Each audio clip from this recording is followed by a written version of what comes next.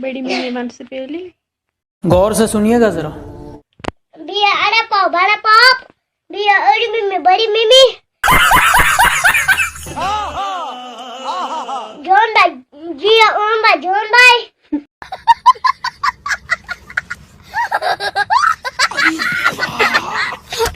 ये गड़बड़ है बाबा। बड़ी भैया अड़ी बड़ी क्या बात है? शीश सी ए शीश ये क्या बात करता है यार?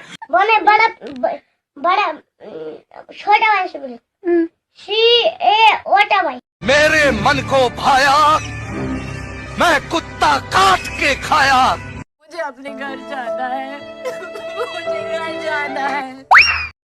जबन गोल मान होई ए चाचक बड़ी बेकल है मैं खबर क्या तक बेकल है।